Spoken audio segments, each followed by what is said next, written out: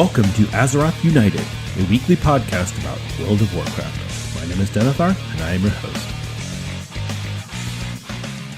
Welcome, everyone. Thank you so much for joining. This is episode 38 of Azeroth United. We have a special guest here today. We have the wonderful Ashlynne. Ashlynne's a raider and a guild leader that I've known for quite a while. So welcome aboard, Ashlynne. Well, thank you for having me. Of course. It's going to be a great show. We've got a lot of things that we're going to talk about. We've got some more within beta news. We've got some stuff in the store. We've got a new short story. Lots of news. We're going to talk about some Dragonflight. We're going to talk about some Cataclysm Classic. So just sit back, relax, and enjoy. And as always, if you have any questions or comments about the podcast, or if you want to get a hold of me and just let me know anything, you can email me at denethar1@gmail.com, or you can leave a voice message by going to speakpipe.com/AzerothUnited. Also, if you are so inclined and you like the show, you can give us a 5-star review on Apple Podcasts. That really helps out our distribution. So if you would like to do that, we'd be very grateful. Now that that's all out of the way, I got to get through the housekeeping. Before I get to the news, I'll talk about what I did last week in WoW. And since we have a guest today, Ashlynne, if you want to just talk about what you did last week in World of Warcraft. Okay, I can do that. You want me to start out? Yeah, please. Go ahead. Okay, well, I kind of did more of the usual. I mean, season 4, we're just kind of rinse and repeat. So I did some heroic raiding, some mythic raiding, and then worked on my IO score in some mythic keys. Tried to do a little bit of the content leading up to War Within. But, you know, one of the things that I've struggled with that is capping my flight stones. So I've been really careful about doing too much and not wanting to cap that while I'm leveling up my gear. Yeah, the flightstone cap is ridiculous. Come on, Blaze. Right? So what are you playing these days? What class? Well, I play my prop paladin. That's primarily what I'm playing, but I've started to play Beast Mastery Hunter, and I'm also playing a little bit of a Vengeance Demon Hunter. But prop paladin, I always go back to my prop paladin, and I've really been enjoying that this season. Your one true love. Okay, that's good. Yeah, definitely. Okay. Yeah, I didn't do too much. I kind of slammed some keys last night, trying to get some vaults. I got the monk and the fury warrior, and I started start gearing my beast mastery hunter as well. So beast mastery is fun. I really like beast mastery. It feels good. Pushing the buttons feels good. I really like it. So I do too. I'm finding that there's a lot that you can do with it, and the survivability and the mobility in it is really great. Coming from somebody who has been in melee range and with a lot of the affixes and the ground clutter, it's so refreshing to be back a distance and be able to see what's going on and to be able to get out of things while still performing in the dungeon. So it's been really a nice change of pace for me. Yeah, absolutely. No, I definitely agree. I think ranged, it's a completely different experience. So I feel like melee and tank, you're kind of seeing the same thing, which is the boss butt or the boss nuts right in front of you. And then if you're a healer or ranged, you're back, kind of looking at everything. Although a lot of the ranged classes end up having to get in close just because of boss mechanics and whatnot. So, not even just the boss mechanics, but you have to know who your healer is. And if you have a melee healer, it's beneficial for you to move in a little bit, which can make it a little bit more difficult, but you can work around it. It's very true. Very true. Okay. All right. Well, like I said, we've got a lot of things that we're going to go into today. So let's get into the news.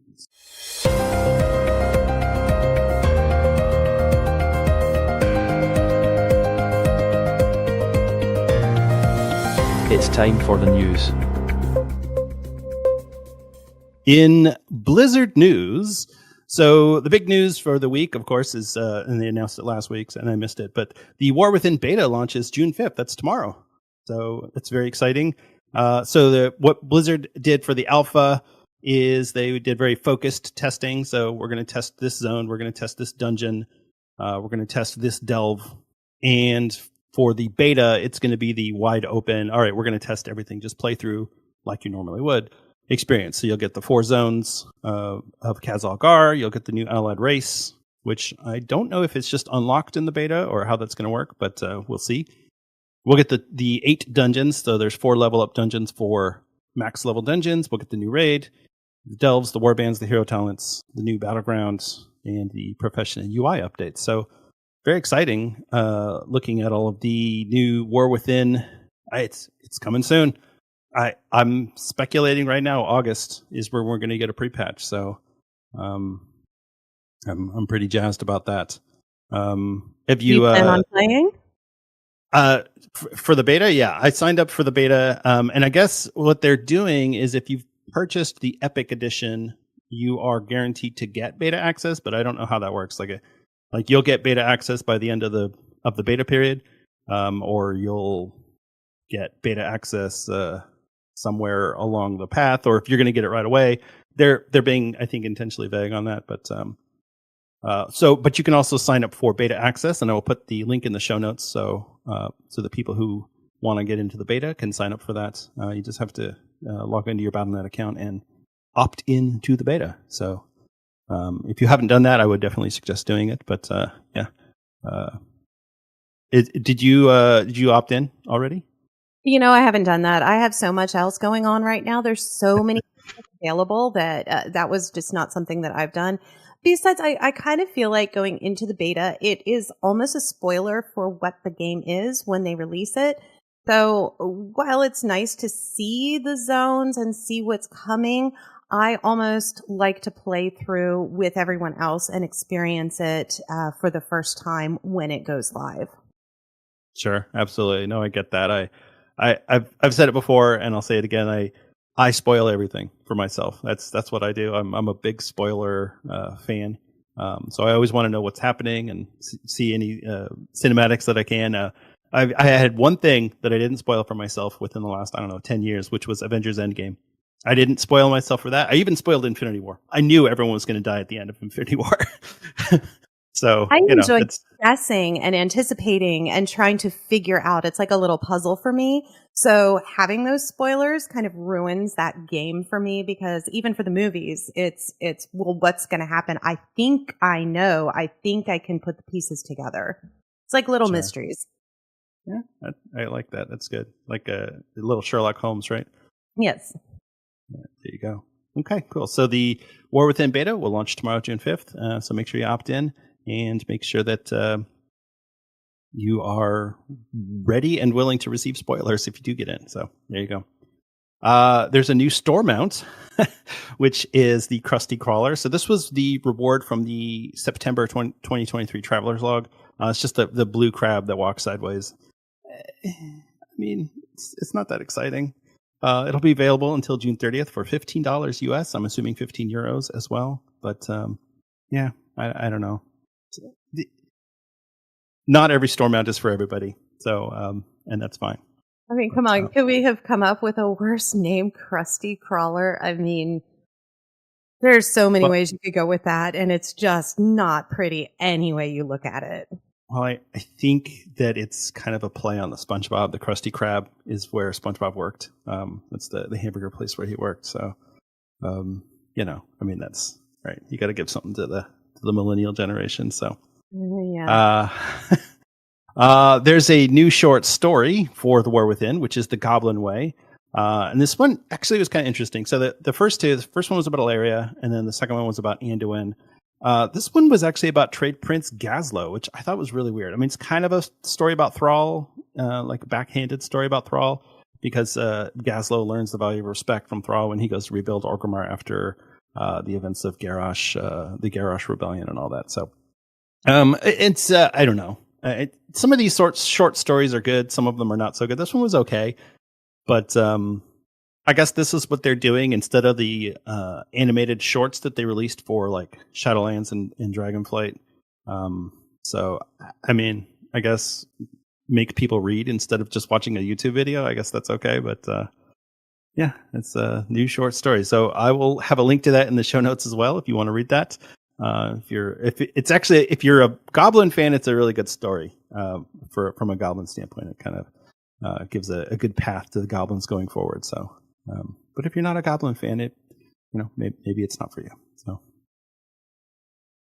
all right. Okay, so this one's kind of interesting. World of Warcraft in 3 varieties: Dragonflight, Cataclysm, and Classic Era are now available on the GeForce Now cloud gaming service.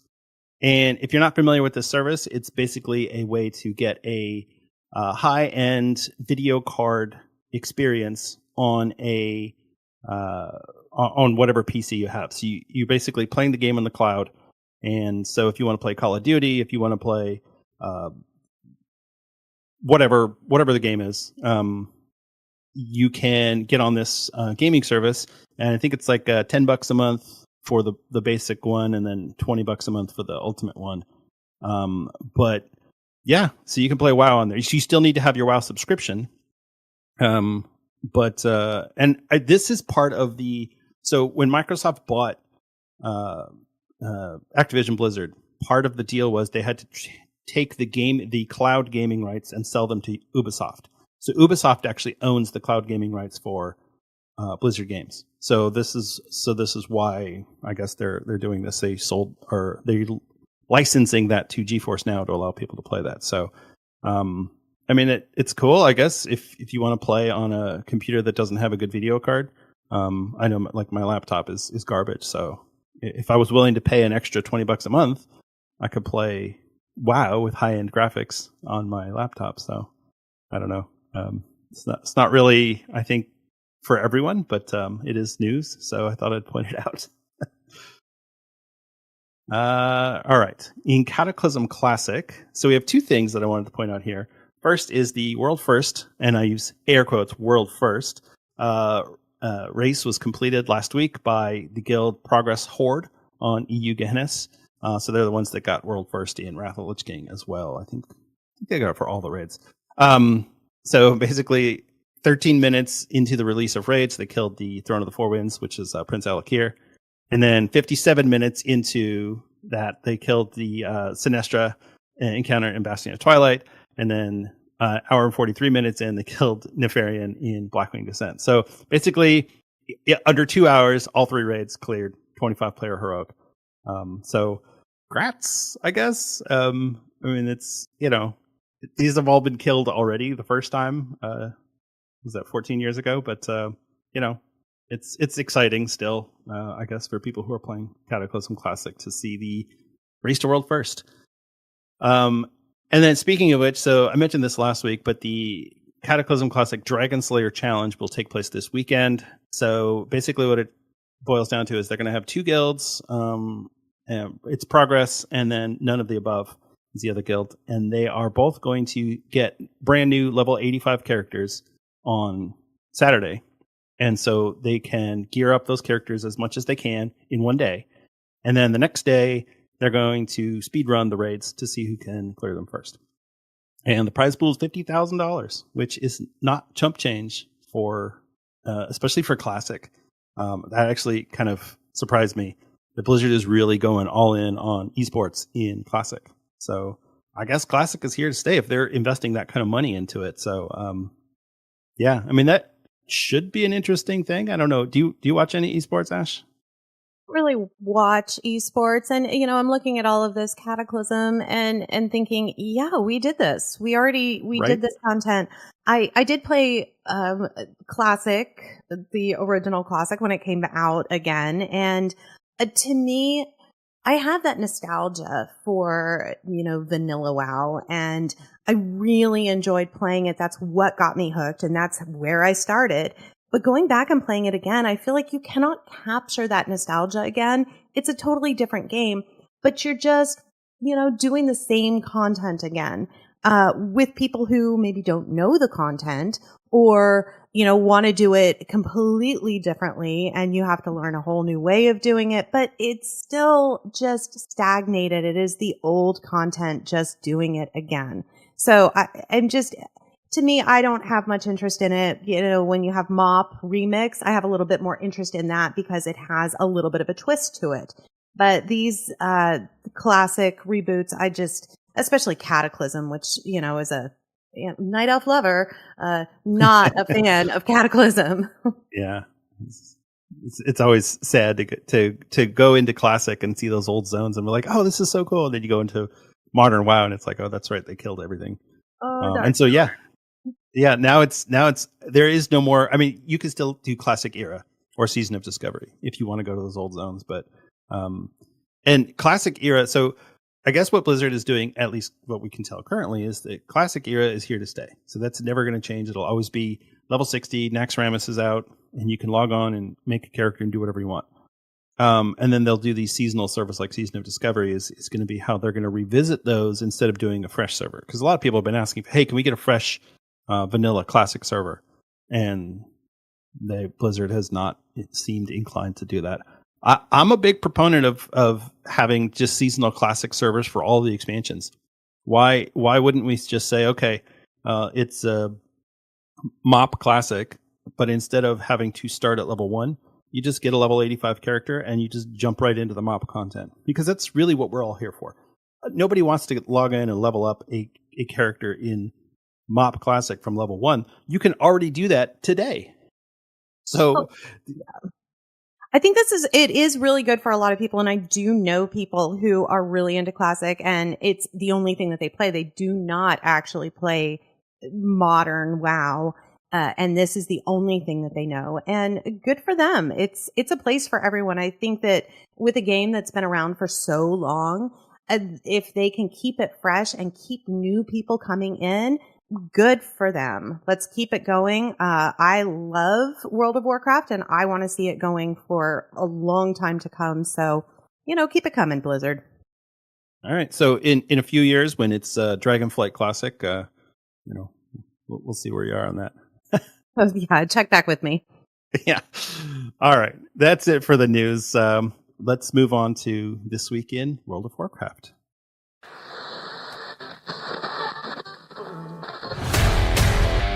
Let's talk about World of Warcraft.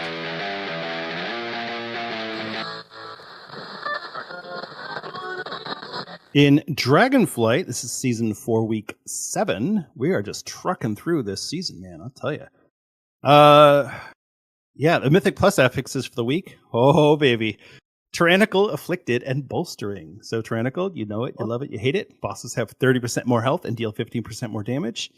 Afflicted, while in combat, afflicted souls periodically appear and seek the aid of players. They must be healed to full or dispelled before their cast Afflicted Cry goes off, or they will reduce all players' haste by 100% for 10 seconds. This effect stacks. I always feel like that is a typo. It should say this effect sucks. Because yes, definitely. Afflicted. Yeah, be nice to your healers and your tanks that can dispel. Yeah, your paladin tanks. Yeah, be nice to them too.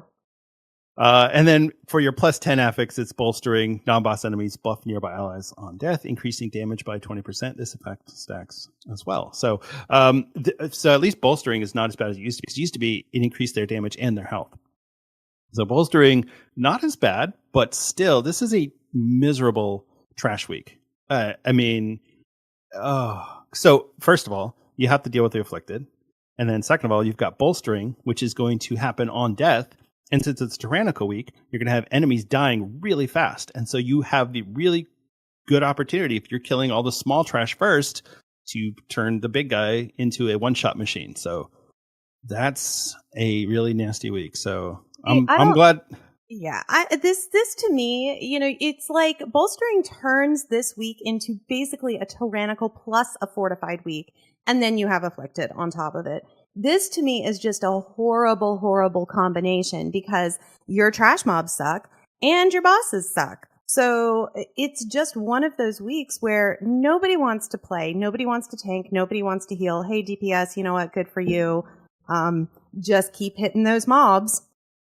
Yeah, that's great, Mr. Rogue, that you can just jump in there, but you have no responsibility this week. So, why don't you shut up? Hey, no hate on our DPS though. You know what? I give out the hate equally and the love equally on this show, but I've made it clear multiple times that I am not a fan of rogues or warlocks. So it's just me. I'm glad I don't do anything above 2s these days because I don't have to deal with afflicted bolstering. So it's easy for me. Well, not so much for me. All right. So the Awakened content this week. So the servers aren't up yet, so we can't confirm how this is going to work. But we do know that Blizzard has said after week 6 we will get all 3 of the raids available. So we're assuming that what's going to happen is you'll be able to pick one Awakened content. So you can either pick the Dragon Isles, the Azeroth Caverns or Time Rifts, or the Emerald Dream, which I'm thinking might also impact which raid you can do as Awakened. I don't know. That remains to be seen. But so I mean I don't know. I feel like from people that I raid with about maximizing your vault with the raids. If you can do Awakened raids and just hit Mythic raid like the first couple bosses of each of them, rather than doing a full clear, that way you're going to guarantee Mythic raid slots in all 3 of your top row. So I don't know, maybe you've heard something that I haven't, but that has been the talk among my raid group and what we have talked about doing for this week. Well, I think because it's all assumptions because nobody knows. This particular content was not available on the PTR, so we don't know at least officially what it's going to look like. We do know that you have to pick one of the 3 Last Hurrah quests at least, so you can only do one of those. So I'm assuming that that'll also enable the world boss, but no word on how that is going to affect raids. So we'll see. I don't know. This is all uncharted territory because if you remember in Shadowlands when we had season 4, there you had to go in and enable the it wasn't Awakened. They called it something else. I forget now. But you had to go enable the higher level raid in Shadowlands. So I don't know. I guess we'll see, right? Yeah, we'll see. And I want to know how many people are going to be doing the Emerald Dream this week. Pick that one as their choice. I mean, that one's so easy. You just fly around and get your little green orbs. I know. The other ones, you have to time it there's just so much that goes into, especially the Dragon Isles, the first one. It takes forever. So, Emerald Dream for me, for sure, this week. Yeah, because I don't want anything to go anywhere near researchers unless everyone else is being forced to do it. So no on Azeroth Caverns for me. And yeah, Dragonbane Keep, no thank you. What is it, like a 2.5 hour timer or something like that? Yeah, I think it's 2 hours, but yeah, no thank you. Hard pass. And then your 3 world bosses again. We don't know how that's going to work, but if you do end up doing the Dragon Isles content, the boss will be Strunran, the Sky's Misery in Unarmed Plains, and then obviously Zakali Elders and Orostar, the hibernating in Azeroth Cavern and Emerald Dream, respectively. All right, the bonus event for this week is Cataclysm Time Walking. So speaking of Cataclysm, that's going to be the dungeons, the Stone Court, Lost City of the Tol'vir, the Vortex Pinnacle, Throne of the Tides, End Time, and Blackrock Caverns. I wish they would get End Time out of there. I hate that one. So annoying. Oh, well, I know a lot of people are not going to be happy to see Throne back. I know that people weren't happy last season with Throne. It was kind of the bane of everyone's existence in the Mythic Plus crowd. Well, yeah, especially in higher level keys. Low level, it was easy. But once you got up above, 15, 18, something like that, it started getting really tough. Yeah, and I think that it's still running the old Throne of the Tides in Time Walking. So you get the elevator, the jellyfish elevator thing, instead of the teleporter. So, well, and Old Throne had a lot more one-shot mechanics at lower level. Very, very unforgiving. Just walk in the door, extremely unforgiving, as opposed to build up in a Mythic Plus. So that'll be really interesting to see. Huh. Yeah, If you don't feel like doing the dungeons, however, you can do the Time Walking raid, which is the Firelands raid, which I loved Firelands. Oh, Firelands was great. Yeah, so the quest is to complete 5 Time Walking raid bosses or dungeons. So all you have to do is do 5 bosses in Firelands, and you'll complete the quest. So that's Shattered Path Through Time from Khazra and Valdrakken. You can also pick up Disturbance Detected Firelands from Vormu in either Orgrimmar or Stormwind, depending on your faction. And then you just have to defeat Ragnaros and loot the time-locked Cinder from his body. And then you will get a cache of Time Warp treasures, which will give you a hero track item. So that's pretty cool. And then the Shattered Path Through Time quest will give you a champion track item. So I mean that's it's pretty good, especially if you got like an alt. Someone that maybe needs a couple pieces of gear. Some of those Firelands items are actually really interesting because you can't get them any other way, and they're hero tracks. So that's pretty cool there. And then you also. A lot of people I know and play with are looking forward to that this week. I think that a lot of people wish that they would do time walking more often because those rewards are really good, like you said, for alts. And then at the beginning of a season, they're really good for your mains too, to just get that little bit of a boost in the beginning. For sure. Well, and I don't know if you noticed it, but we haven't gotten anything about Battle for Azeroth time walking. Because we got Legion time walking when we were in Shadowlands. We got Warlords of Draenor time walking when we were in Battle for Azeroth. So if we're going 2 expansions back, we should be getting Battle for Azeroth at some point. But there's been no mention of it at all. We've gotten all of our content patches for Dragonflight. So I don't know if we're just not getting any more time walking going forward. Maybe they're just going to do a remix type thing for time walking in the future. I don't know. It's kind of interesting. Usually on a 3-week cycle that we get time walking. So yeah, that will be really interesting to see what they do next. Yeah, every 3rd week we get a time walking. Yeah, and only the first 3 have a raid. So you get Black Temple, Ulduar, and Firelands. So nothing. People have been asking for like a Throne of Thunder raid in mob time walking, or a not Hellfire Citadel, Blackrock. Blackrock Foundry. No, it's Blackrock Foundry in WoD time walking, but nothing yet. So I don't know. I guess Blizzard likes to. They're trying to do this whole surprise thing recently, where they go, "We're going to hold everything really close," and then surprise! It's a new game mode or something.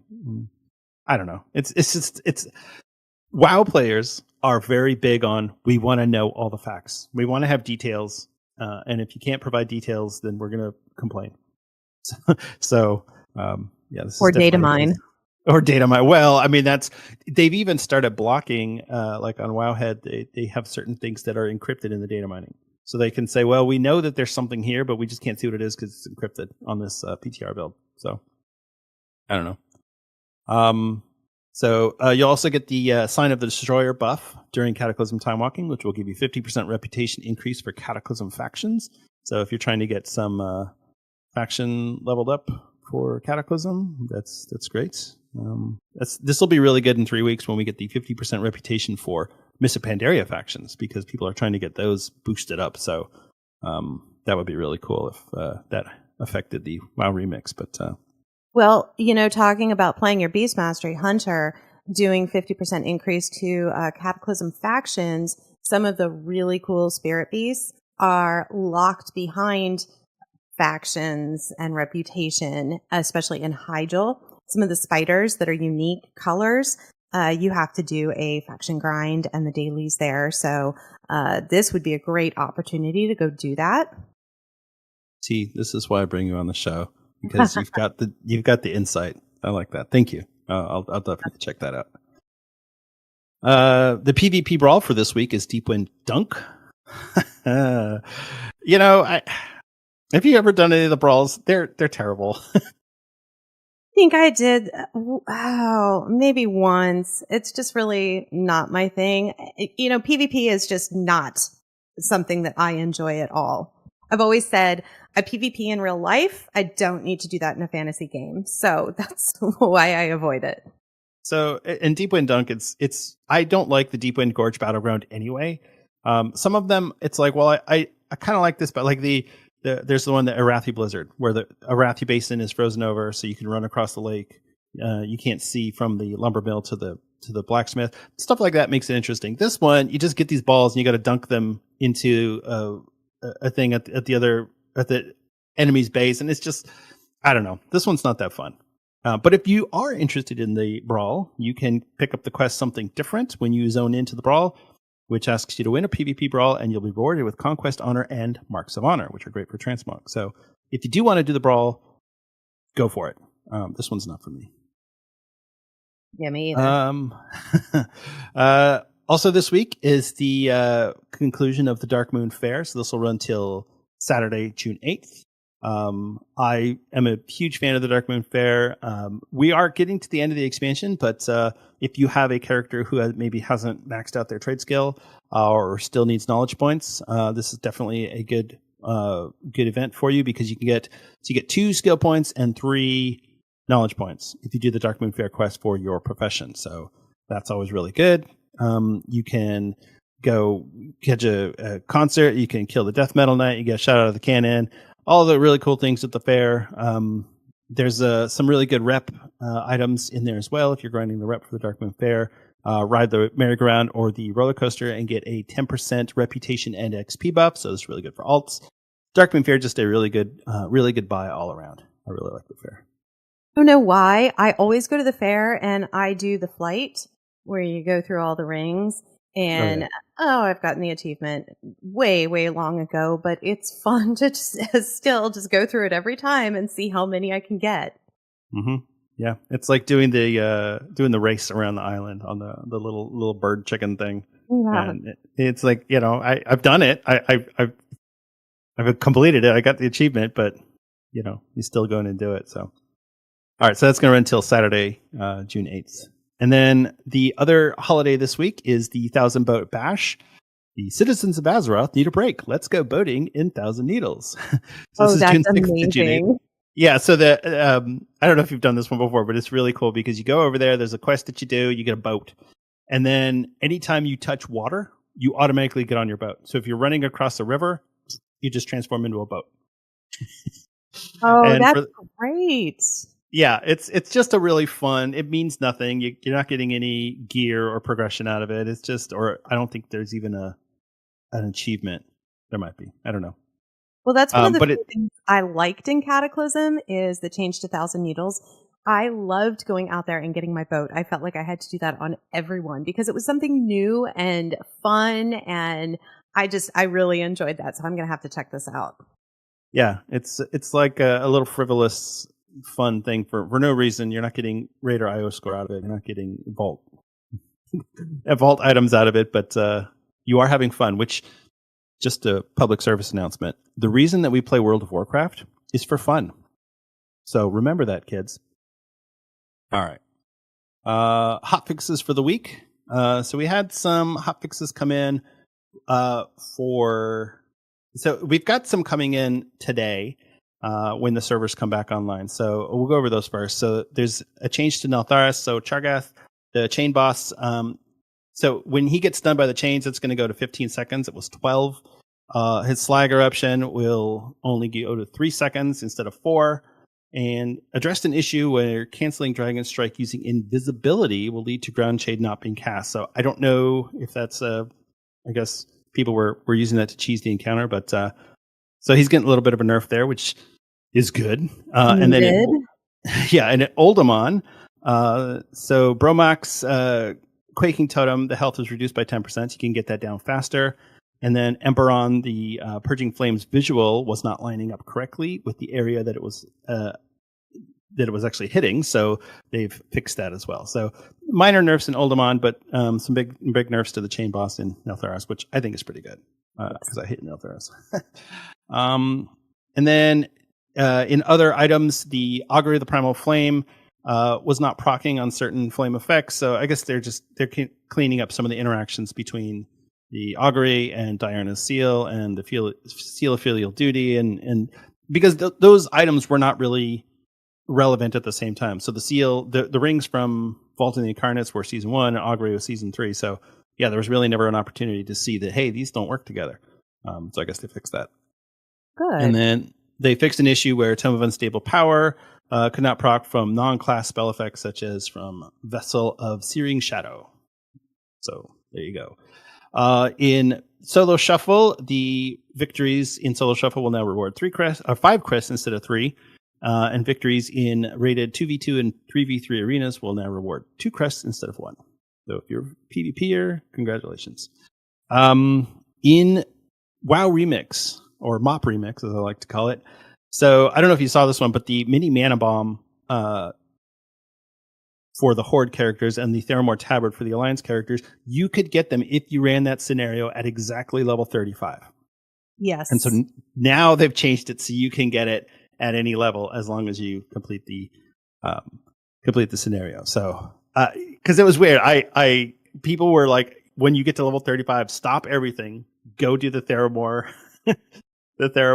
scenario if you haven't gotten these items yet, which I think is kind of funny. But well, and if you hit 36 during that scenario, you wouldn't get it. So you really had to be careful. Yeah. Well, hope you didn't level up your cloak too much. Right. So then they also fixed an issue where some steps of the Infinite Power achievement could be skipped for players, which I did see that in my achievements, and I thought, well, whatever. It's Blizzard. It's a multi-dollar company. Right. And then the tuft of yak fur will now stack, and they are no longer unique. Which, oh, my mailbox thanks them. Yeah. Yeah, so you can just pick them all up from the mailbox and they all stack, and you can, I mean, I've never used it once because why would you use that when you have your dragon riding? Right? So, in Cataclysm, the honor rewards from completing a random battleground or the holiday battleground have been increased. They've made some changes to some of the dungeons, which fine. But the big one is atonement healing will now deprioritize pets. So if you're a discipline priest, you're not going to heal pets as much, which is good. It'll only heal them if their health is very low compared to other player targets. So I mean that's pretty good. I think you played a discipline priest in Cataclysm, didn't you? I did. That was the only time I have healed outside of vanilla. But yes, I played a discipline priest then. Yeah, the discipline is. I really liked discipline in Cataclysm. It was fun, but not enough to get me to go play Cataclysm Classic. I'll leave that one alone. So. Well, I liked discipline, just not enough to make me want to heal. So right. We'll just leave that one there. There you go. They also fixed an issue where shadowy apparitions were not being summoned under certain circumstances, which they don't explain what those were, but you can only assume that it was probably some weird circumstance that was occurring. And then fixed a problem with precision for Shaman, where it was granting an unintended additional 1 or 2 or 3% chance to hit. So, oh no, extra hit rating. Can't have that. No. Fun detected. Yeah, exactly. Fun detected. Wrong. And then, so there was something else that I saw in Cataclysm Classic, which was not a hotfix, but it was just something that was being pointed out on Wowhead, which is the Valor cap for Cataclysm was not a seasonal Valor cap. It's a weekly Valor cap. So if you don't cap your Valor on a particular week, you just don't get that Valor, which sucks. Well, yeah. So, if you have a week that you can't do heroics or do the raid, then you're just screwed. And so you are now permanently behind, which, I mean, look, if you're going to go in and change Classic, some changes, you could change that one. I think that's okay. They could have changed that. But I think so too. I mean, let's let people have a life too. Right. Exactly. This is not 2004. So. Right. Or 2010. All right. That's it for the hotfixes for the week. There was also a Season of Discovery change, but who cares? Honestly, Season of Discovery, I'm so over it at this point. I'm just not interested anymore. So I will post all the hotfixes in the show notes so you can check them out there. Not a ton of hotfixes this week, but that's one thing that Blizzard have been really good about recently is just, hey, we're going to fix things. Here you go. Here's what we're fixing. And they are fixing stuff. So just know that they are trying, but it's hard. It's hard for them. So. All right, let's move on to something new. Let's talk about something new. So this week, as you may have noticed, we have a guest with us today. We have Ashlynne. And Ashlynne and I have known each other for a long time. We raided together, and we still occasionally will run the Mythic Plus when she feels like dragging one of my characters through. But let's get to know you a little bit, Ashlynne. So, we'll have the audience because I already know you. But so why don't you tell us a little bit about yourself, your WoW history, your raiding experience, dungeon experience, all that sort of thing. Okay, well, I've been playing since almost launch. I started out, I tried several characters until I settled on a druid. And that was Ashlynne, which is where the name comes from. And I have her still to this day. I started out as a healer and went through Nax. And was really hardcore raiding in vanilla. Towards the end of vanilla, I started tanking on my druid, and that's really what gave me my love of tanking. But druid tanking was not really well accepted at that point, and so I was having a hard time finding positions, and even going into the next expansion, people still looked at druids and said, well, you're not a real tank. And so to fix that problem, I just made my own guild and recruited a bunch of people. And I just started running raids myself. And I did that for several years, several expansions, ran raids. We had a lot of success. We went, pretty far in every expansion, did pretty much all of the content. And met a lot of great people along the way that, I'm still friends with today. So that is kind of my history. I don't really play a druid anymore, but I still tank. I primarily tank on a paladin, and occasionally I will go to a demon hunter or a druid, but my paladin is really my main tank. Yeah, definitely. Druids have definitely had their ups and downs as far as, well, just in general, not just for tanking, but overall. I feel like Paladin is one of those classes that always strong in every expansion, but it's you can get to about halfway pretty easily, but if you want to go to the next level, it's hard. And Paladin gets really technical, and I think a lot of people don't understand that. So I've seen you Paladin tank, and you're legit. Oh, well, thank you. Yeah, Paladin is a very interesting class because you have the Demon Hunter, and the Demon Hunter is always strong. They always do a lot of damage. They always have a lot of leech. They're very mobile. So, you have them as a meta so often. The Paladin is such a utility tank, and I really enjoy that. I enjoy being able to look at my group and say, this is my healer background. Say, okay, my healer is struggling. I'm going to toss out a couple of heals right now, or I'm going to throw out a bop or a sack. I'm going to Blessing of Freedom someone. It is that utility role that really shines for me in the druid or in the paladin.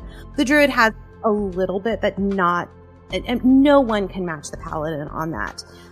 They've always been strong, like you said, but I think they've failed to kind of reach that top meta place just because they have so much else that they're doing. So Blizzard would have to take away some of that utility, I think, to put them into that position where they're, a druid who can take a beating and never lose health, or, do all of the damage of a demon hunter, or the self-healing that a Death Knight does. So it's just an all-around good tank. But can I say it's great? I'd like to. I'll say it's great. Biased there you opinion. go. Well, I think that in a lot of ways, Paladin and Druid both are still dealing with the fallout from the hybrid tax that was back in vanilla. Because I think Blizzard looks at those classes and goes, hey, they have this utility. have a warrior tank, and it's like all they can do is stand there and hit stuff and try to block things with their shield. You get spell reflect, but there's not a lot of utility there in terms of helping your group, because even like rallying cry just really stinks right now. But a paladin is always going to be strong utility wise if it's played well. So Right. Okay, so you have a lot of experience with raiding, and so you're doing dungeons as well. Obviously you're doing Mythic Plus. When did you start doing that? Well, I started Mythic Plus in Shadowlands. Raiding was really my first love, but if you want to raid seriously, you need to have a wide open schedule. And unfortunately, my life has changed, career and everything. So I do not have that solid schedule where I can say, okay, every Tuesday, Wednesday, and Thursday, I am going to raid for 4, 5, 6 hours and do that really hard hitting content anymore. I just don't have the time. I have to actually pay bills. So I've gotten into Mythic Plus. I've always enjoyed dungeons, but dungeons for so long were, okay, let me get gear so that I can go and do those raids. Now it's more about, I've met a lot of really great people, and I have a consistent group that I go and I run with. It might not be the same 5 people, but we'll have a group of, there's maybe 10, 15 of us who come in and out, and we all do the Mythic Plus runs together. And we're all at kind of different levels. I'm in the 10 to 12 level right now, so I'm not as high as some of the other people that I run with, but I'm definitely higher than others that we run with. So I've really been enjoying that. And Shadowlands, I played on primarily a demon hunter, but I also did do some druid and some paladin for the tanking. This time around, I'm pretty much exclusively tanking on my paladin. So it's been a lot of fun. I've really enjoyed it and met some really great people along the way. So if you had to choose one, raiding or dungeons, which would you pick? Let's say you had all the time in the world. Which would you choose? If I had all the time in the world, I would probably still choose raiding. I just absolutely love raiding. It's a larger group of people, and I feel like when you get that synergy with a really good group and everybody's working well together, it's really special. And you get that many people into Discord, and if you're spending a lot of time together, you form a lot of really close friendships, and a lot of bonds are made there. And then I feel like there's so much overlap in what's going on in a raid as opposed to in a Mythic Plus. You have very, very specific defined roles, and in a raid that can you can kind of mix that up a little bit more than you can in a dungeon, and there's a lot more room, I think, for creativity in a raiding environment. So yeah, I would pick raiding. Okay. Raiding is still, in my opinion, the ultimate end game of World of Warcraft. Even though you can gear up through Mythic Plus, raiding there's no other way to gear up as fast as you can than when you're raiding. So I don't know. I think in Blizzard's mindset, it's still probably they have the end game pillars, but I think raiding is the air quote true end game. But I agree. I think that it is evident that they have put that first. So, it's a shame for people who cannot dedicate the time to it, but I do understand it. Right. For sure. Okay. So as far as we're going to skip one question here.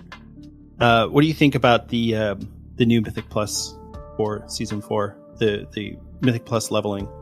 The way they changed it. Like it. I think that it condenses down the number of options that you have. I know with my group, we would skip levels anyway, where we just felt like they were throwaway levels.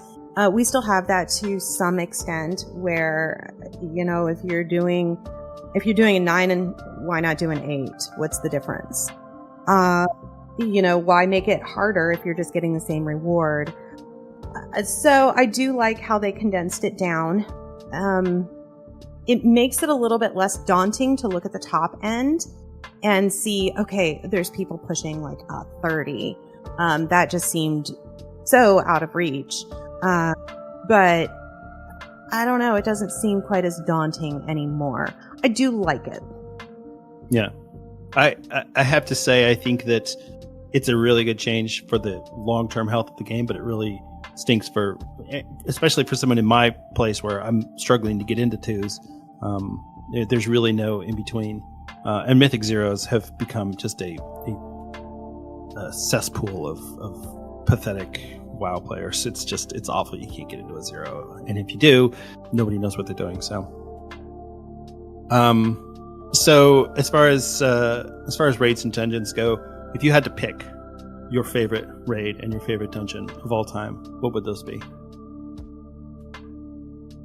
I said I didn't really like Cataclysm very much, but Firelands has got to be one of my favorite raids. I love the feel of it. It's so much more open than a lot of the other raids, and just that feeling when you go into the beginning of it and you have all of this, you see the whole thing laying out in front of you. I really, really like Firelands. I think that the fights were interesting. I think that the tier sets were just so beautifully done.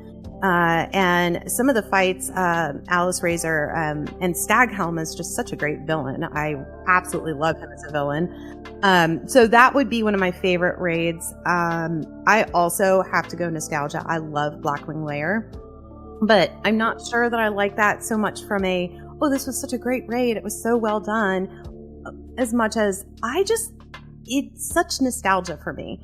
Molten Core was a slog. It was just so long. And Nax, I just don't have as fond of memories of Nax. But Blackwing Lair, I feel, was someplace that people really started to explore creative strategies and different ways of doing things and trying to min-max. And so I feel like Blackwing Lair really set a good foundation for raids to come. Yeah, it was kind of the beginnings of raid mechanics. There weren't real raid mechanics quite yet. It was mostly just, hey, here's a bunch of dispels that need to go out, or here's a bunch of fire on the ground you need to dodge. But it was the beginning of, hey, there's actual things that you need to do, and if you don't do them right, yeah, you're gonna wipe. So I like Blackwing Lair. That's one of my favorites too. Well, one of the things that I've really, really been missing recently is those single boss raids or the mini raids. We had Onyxia, we had Gruul's Lair, Ruby Sanctum, even Trial of Valor. As recently as Legion, we had those, and those seem to have gone by the wayside. And now we're getting things like,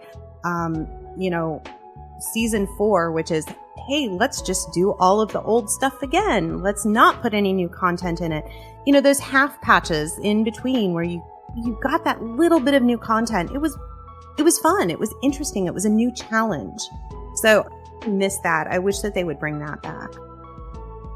Well, I think I don't know. I can't speak to what Blizzard is doing, but it definitely feels like they are trying to reduce the number of raid bosses that they're putting out. I mean, if you look at the history of WoW and each expansion, Dragonflight by number has the fewest raid bosses of all time.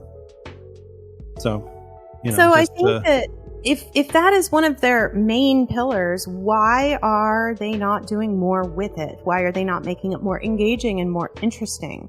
And having people give us something fresh, give us something new. I'm sorry, I'm done with the 3 raids we have right now.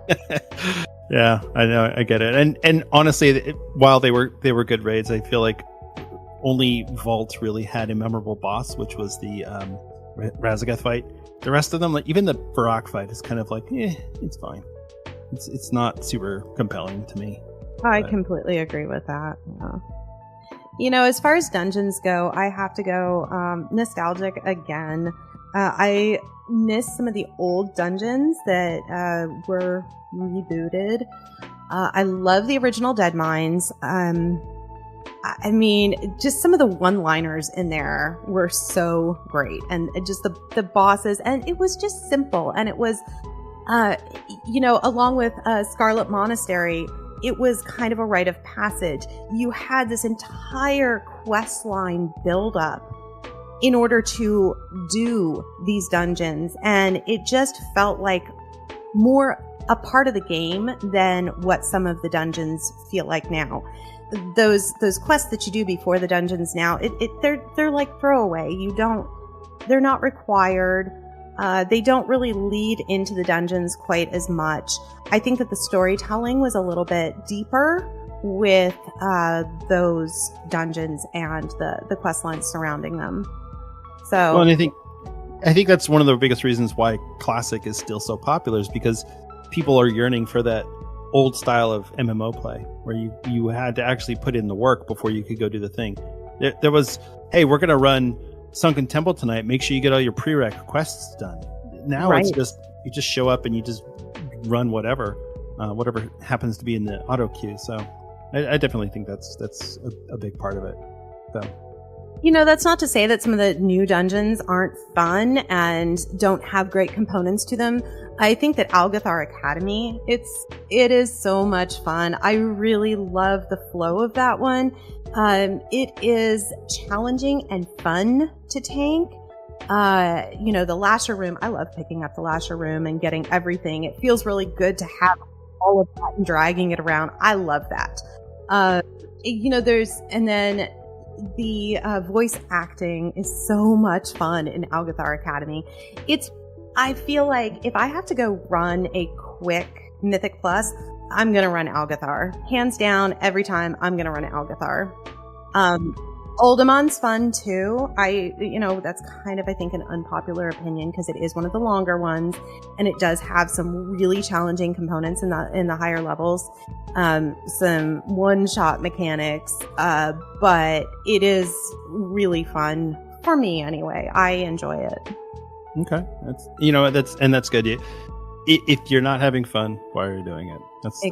That's my approach. So, I think we've had some seasons of Mythic Plus in the past where it's like, why do we have to do this dungeon? This is miserable. But these are fun. Flagfall. Yes. Oh my gosh, that's too funny. All right. So let's go up one level and say, what's your favorite WoW expansion? Just across the board. What's the best? I love Legion. I really love Legion, and it's really interesting because I did not play Legion as in depth as I played a lot of the other expansions.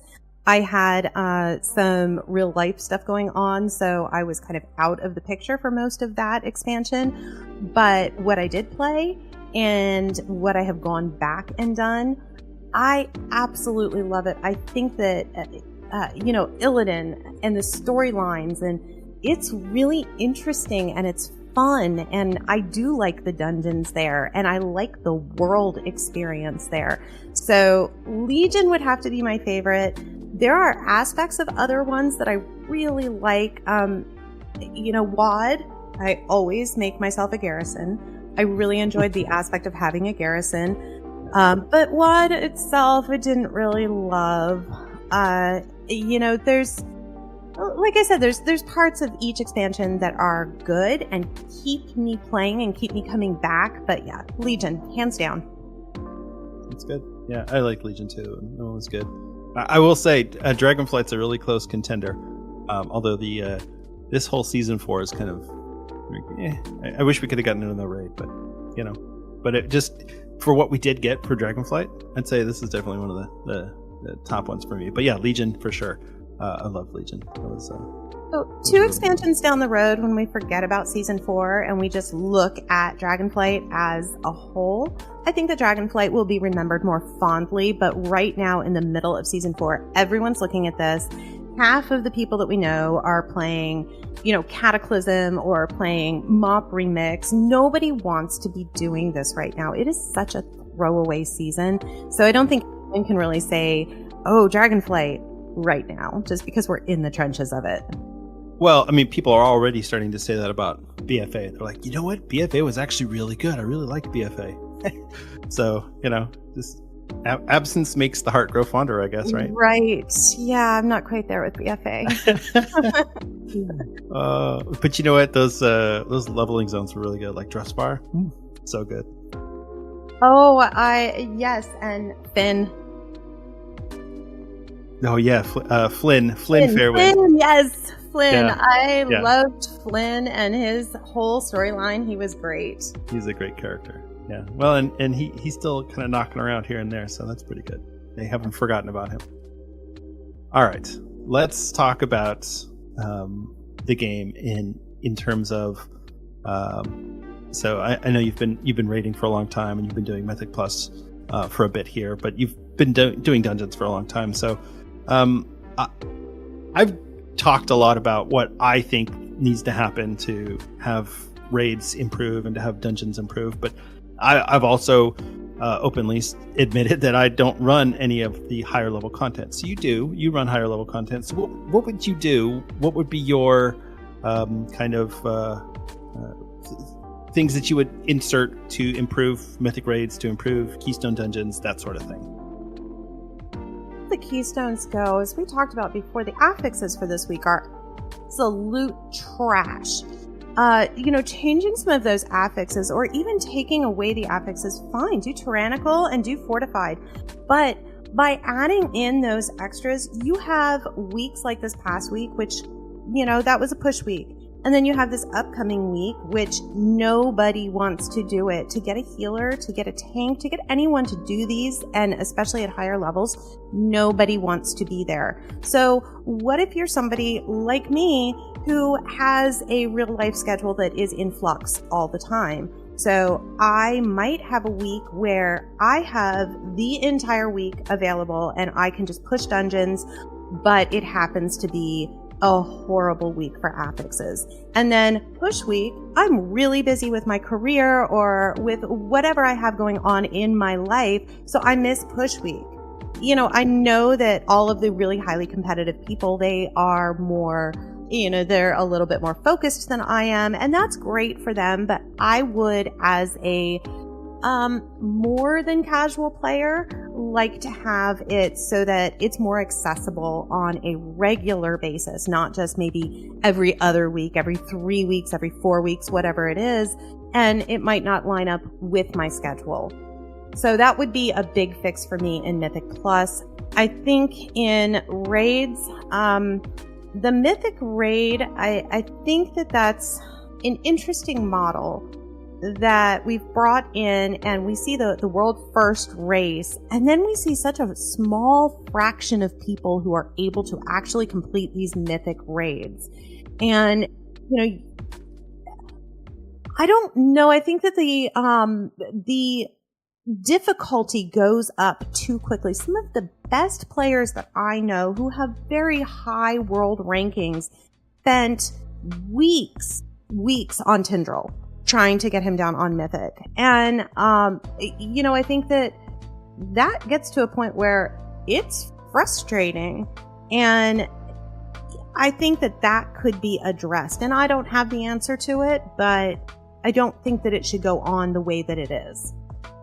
Do you think that, as a lot of people have speculated, that Mythic raiding should be nerfed in difficulty, and then Blizzard should have just a race to world first realm that has insanely hard raids, that you put the echoes and the liquids on that realm, give them the best gear. Here, take the best gear you can, because this is a skill issue, this isn't a gear issue. Go beat these raids. No add-ons, no nothing, just let's see how good you actually are. Would you be interested in something like that, or are you like, who cares? No, I think I would actually be really interested in something like that, because it is, part of that race to world first is partially who got lucky with their drops, who got, people geared up in a specific way. But then it is also very much about skill. Who is the best? They do use a lot of add-ons, though. I'm not sure how they would feel about that. So I could see that as a really good solution. However, I feel like those realms should be open to anyone who wants to try it, because that is something that people want to see. Well, can I do it? But it shouldn't be instrumental to your progression and your gear leveling. Right. So if you scaled up your raids and you said, okay, well, let's say normal raid is 100%, right? And so heroic raid is maybe 300%, and so then mythic raid would be 1,000%, right? Because I feel like right now, if you're using that same scale, mythic raid would be like 10,000%, especially towards the last bosses. It's an insane ramp in difficulty, and a lot of these fights, if you make one mistake, it's a wipe. And yes, I don't think that's fun. So, and one of the things for me is, if you watch the Race to World first, which I have the last couple of them, is they'll spend the first week just doing splits. So they'll run heroic raid, and they take one person of each type of armor or whatever, or one armor token to get the tier set, and they'll just funnel all the gear to that person. And so they do that until everybody in their main raid group is geared up, using all their alts, and then they run the raid on Mythic. Which, that's not compelling. I don't feel like that's interesting. I'd rather watch them try to get in there and do the raid and learn from their mistakes. And okay, so maybe they do use add-ons, but honestly, I feel like add-ons for the most part are overrated for raiding.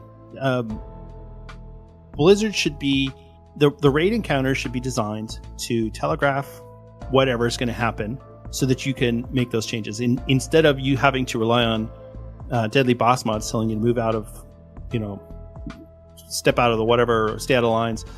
You should be able to say, oh, hey, this is about to happen. Let me prepare for it, right? Everything in the raid should be doable without add-ons or deadly boss mods or weak auras. Those might make it easier, but I don't know. That's just me. I know some people feel that way, but other people don't. So. Doesn't bother me either way, having the add-ons or not. We are beyond deadly boss mods at this point on those higher level raids. If you have deadly boss mods, you are okay. That's a great start, but you have to have weak auras, and in a lot of cases, these are custom weak auras that some of these top guilds are making. And if for some of these mythic encounters, if you do not have a weak aura, you cannot come into the raid. You are booted from the raid if you are shown to not have the weak aura on the first pull that you do on that encounter. So, I don't know. I do like my weak auras. I like my weak auras. I write weak auras. So. Yes, you do. So, okay, let's ask the question then. What add-ons, aside from weak auras, obviously, what do you use, and what couldn't you live without?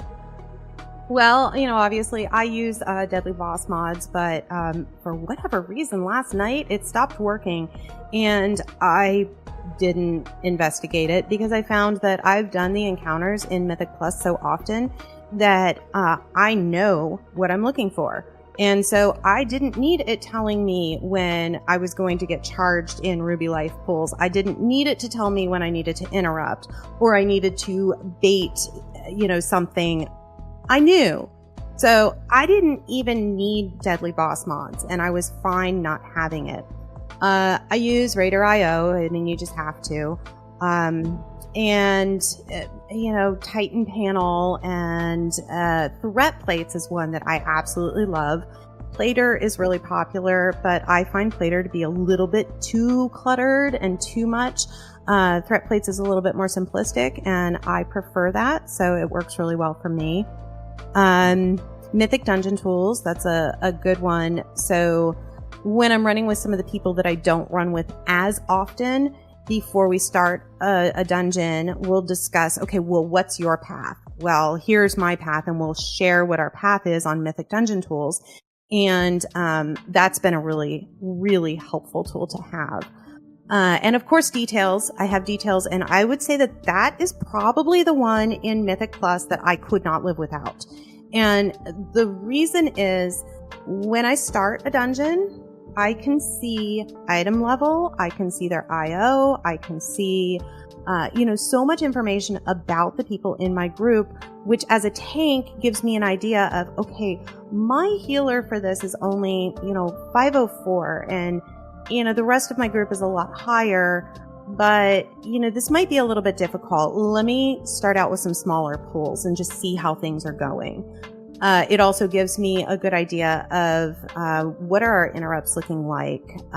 So details to me is just really important. I also go over some of the details at the end of the Mythic Plus with the people that I'm working with or running with, just to see, okay, what are we doing? Did we miss things?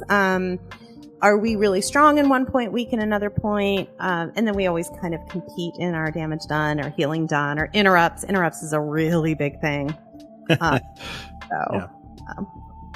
Okay. Yeah, no, I like, for me, details is really good.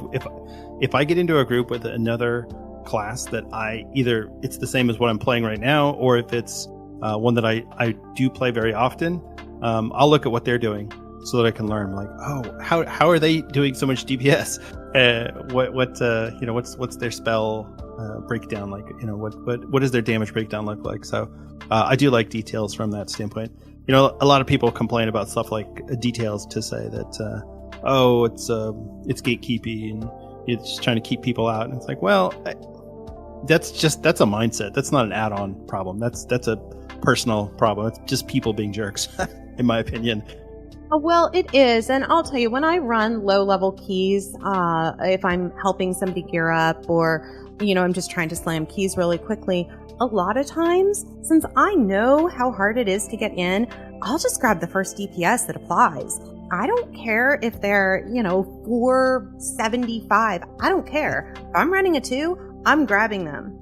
Just because let's give them a chance. Let's get them geared up too. I don't need to grab that 525 who can get into any group they want. So yeah, I agree. There's a lot of gatekeeping, and my specific group doesn't really use details for that. We use that to improve and kind of rib each other a little bit about, oh yeah, I did more than you did or whatever. But it's all in good fun. A little healthy competition never hurt. Exactly. Anyone, right? Yeah. There you go. Okay, let's kind of shift away from what we're doing currently and talk about the expansion coming up. So I don't know if you've done a lot of digging, because I'm like I said, I'm all into the spoilers, so I've read as much as I can about the War Within. But there's a lot of new features coming in the War Within. And what are your thoughts on? Let's start with delves. What do you think about delves?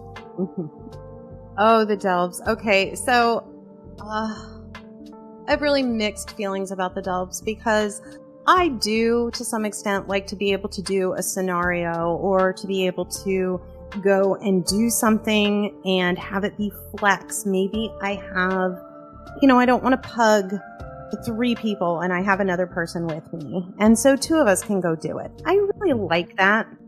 Then I saw that it was Bronzebeard. Yes, there you go. And he is notoriously long-winded. He does have a tendency to talk a lot, yeah. He could have his own podcast. Yeah, he could. And I just thought, oh no, I don't. I'll do it one time, and then that'll be it for that delve, because I will not want to listen to him over and over again. I will just want to do the content.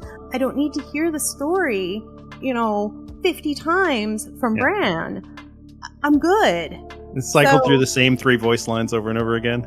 Exactly. So, going back to the add-ons, I have Be Quiet, Suppress Talking Heads. I have that for a reason. So, if I could get an add-on for Bran, that would be awesome. And I'd like delves a lot more, I think. But I don't know. It remains to be seen what I think of that. Well, yeah, and I think the intention is to get a different companion each season. So we'll get Bran for season 1, and then someone else for season 2. Who knows? Maybe we'll get what's from Dragonflight? Toddy Whiskers. Oh, okay. I was thinking, let's go back to Shadowlands. Let's get, or BFA, get Talia. Good. Oh, there you go. Oh, actually, that would be good. I'd be down with that. Oh, yeah. Why Or we didn't my could father love me? Flynn. Yeah, Flynn. No, because he would just sit and drink the whole time. But he might shut up. That's true. So, for me, delves, they definitely fill a void that's in the game right now, because if you go from a heroic dungeon to a mythic dungeon, that's a huge gap, not just in gear, but in skill level as well. So I think delves will help fill that if you're leveling up an alt, or maybe it's your main and you're not pounding Mythic Plus or anything like that. I think delves can help fill that, but yeah, I think you kind of hit it right on the head. That's basically scenarios, and we're going to get a handful of them, and we're just going to do those same scenarios over and over and over again. It just with gear progression instead of I don't even remember what rewards we got back in Mists of Pandaria from scenarios. I think we got Valor tokens or whatever it was back then. Oh, I just did them too. I mean, they were quests.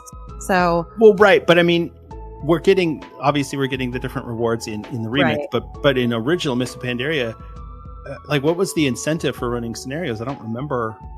Did we get gear? I don't even remember. Doesn't matter. We're gonna get gear from delves. I think that they said that the highest level delve will reward Mythic Plus 5 equivalent gear. So if you're going to do the highest level delve, you'll get you're going to get champion and then hero in the vault. So, I mean, that's good. And for people who are not really digging the Mythic Plus scene, delves is a good way to gear up. So, have you looked at any of the hero talents yet? Well, I did. I looked at the Paladin. And I briefly looked at the Vengeance Demon Hunter. I mean, for the Vengeance Demon Hunter, I have to say, well, first of all, I am not doing a Pro-Glaive. I have never been that style. I hate that, so I didn't even look at that. But the Felsguard Vengeance, I looked at it and I'm like, oh, good. Demon Hunter, more damage, more mobility, more CC, just what they need. Meta again. And then, closed that up. So going over to the Paladin, oh my gosh. Blizzard, come on. What is this Lightsmith? I mean, these holy armaments, this is a disaster of a tree. There is no way that in its current state, it is viable. I mean, think about the race to world first and the potions that they were using to get rid of the ground clutter, because there is so much going on the ground. And in these Mythic Plus dungeons, you are pulling so many mobs. How are you supposed to put down a holy armament and expect anyone to see it, let alone think it's for them? I mean, I think, and then it is 3 actions. You have to pick it up, or you have to click on it or put it down as a template. Somebody has to pick it up. I mean, it is so clunky right now. So, as we discussed before, Paladins are already a utility class. They have so much going on. I'm watching myself. I'm watching the healer. I'm watching the DPS. I'm watching what I'm pulling. There's so much with our global cooldowns. Do not give me something more to do for somebody else. I've already got that covered. So, yeah, no, definitely. I think Lightsmith kind of gives me the vibes. Remember the original implementation of the Lightwell, where you had to actually go click on it? Yes. That's what it makes me think of. Yeah, awful. Yeah. So the Templar, though, I actually really like what I'm seeing with that. So it's definitely more streamlined. You have a single key. It's like, Metamorphosis with your Demon Hunter, where your actions change once you change. So you don't have to have more keybinds, which, I mean, I'm running out of things, places to put things. So I really like that. And one of the things that I saw that was really exciting to me is that it increases single target damage without sacrificing AoE.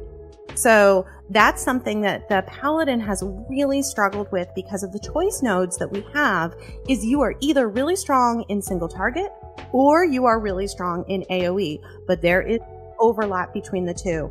And if you are doing Mythic Plus, you have to go AoE, even if it is a tyrannical week, because you have to be able to hold all of those mobs. So, you have Templar's Watch or For Whom the Bell Tolls, and what that choice node does is it increases the damage of Hammer of Light and Eye of Tyr, or it increases the single target damage of Divine Toll. So you have that choice there that it's going to increase that single target damage and then decrease the damage that you're doing beyond, 1 or 2, as you go out and have more mobs out there. So I was really happy to see that. Yeah, I think the Templar looks really good. I was going to say that some of the hero talents look exciting. Some of them look boring. I was actually looking at the Pack Leader Hunter the other day. I did do a video on that one a couple months back when it first came out, but it's basically just you're doing more kill commands. You're doing more. Your barb shot does more. Your pet does more damage when you do a barb shot. It's like just be a better hunter. And it's like, yeah, that's what I want. I don't want a new gimmick. Don't give me, don't have these gimmicky. I don't want that. I just want to do my stuff better and have it look cooler. And that's, I don't know. Yeah, and that I think is what the Templar Paladin is doing. Just be a better Paladin and look cool doing it. Yeah, and that's really all it needs. All right, and then so. I know you're a altaholic, not as bad as I am, but I know you've got a lot of alts. So what do you think about this whole warband thing? What are your thoughts? Transferring currencies is actually a really good thing for me. I'm really happy to see that. I have 2 accounts, so I'm constantly going back and forth between the 2 accounts.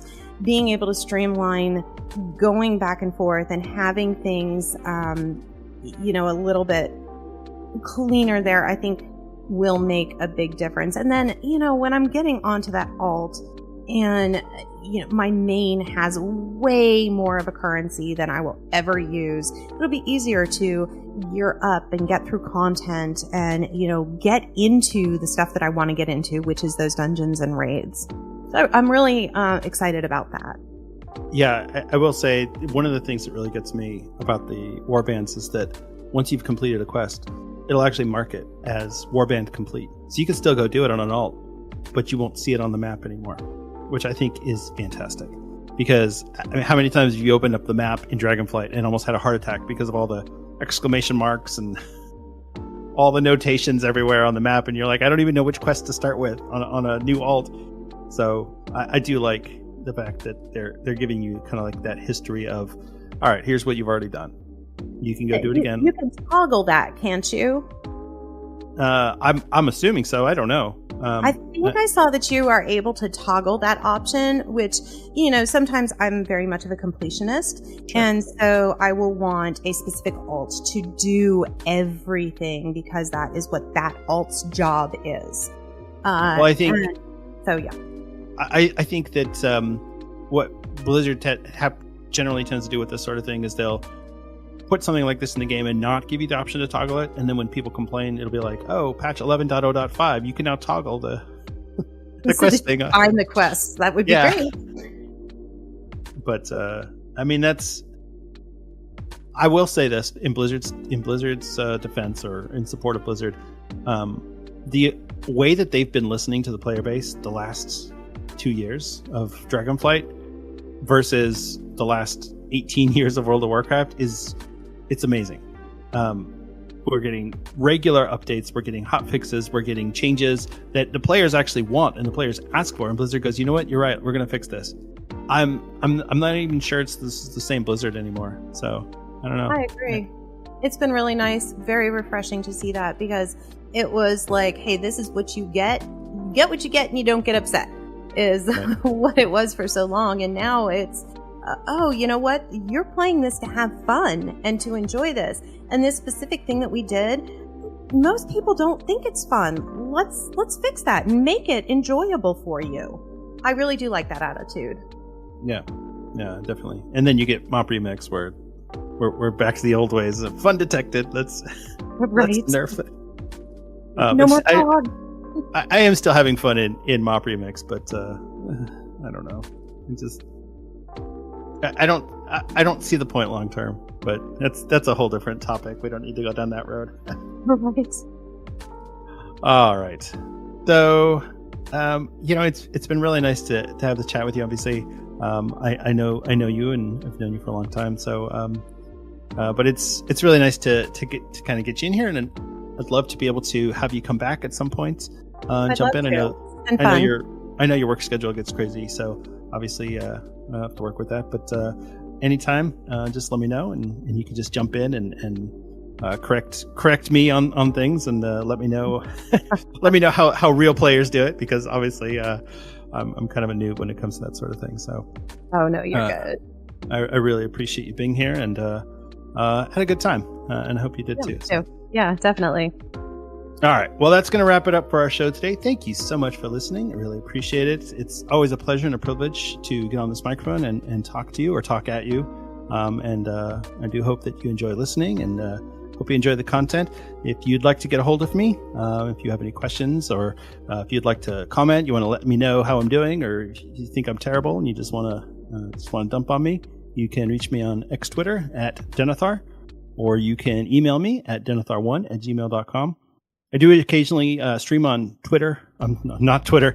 I do occasionally stream on Twitch and YouTube, and those are both at Denethar01, so you can catch me there.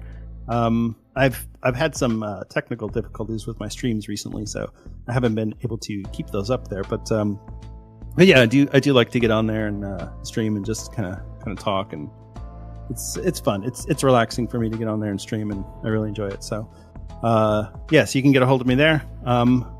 Ashlynne, do you have anywhere that people can get a hold of you? I just kind of hang out in game, but I guess if you're okay with it, if anyone wants to try and contact me through you, let me know, hey, no, you're wrong on everything, don't come back here ever. Or, hey, you know what, we'd actually maybe like to see you stream, since you're doing kind of that mid-higher end content. We might like to see that. Yeah, just let Denethar know, and I'll see what I can do. Yeah, that's absolutely. You can reach me, and I will forward the message to Ashlynne. Or you can get on our new Discord server, which I started up recently, and Ashlynne will be on there as well. So you can just post a message on Discord, and yeah. So I'll have the link to the Discord server in the show notes. It's a bunch of letters and numbers, and you don't want me to read that on air. So and I don't have a fancy Discord link like some of these wealthy podcasts do, so I'm stuck with the ghetto link. So, all right, that's going to wrap it up for us today. Again, thank you so much for listening. Remember to be kind to each other out there. That's a real person sitting on the other side of that keyboard. So try and be nice to them, and you don't need to gatekeep them with details or anything like that. You can just smile and maybe show them how to do things a little bit better, or teach them the mechanics. It's not going to hurt you. And the worst thing is, at least you can just smile and say, okay, nice group, even if they were terrible. So, all right. Thank you so much for listening. Be good to each other, and I'll see you in Azeroth. Bye.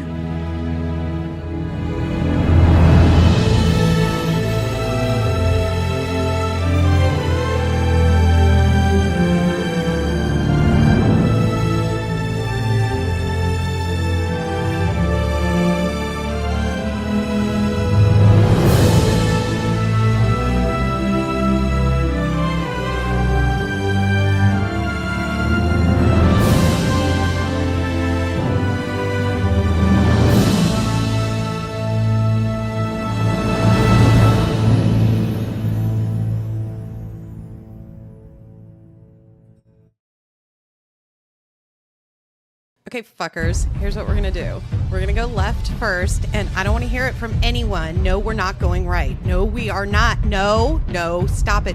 No, fuck off. We're going left.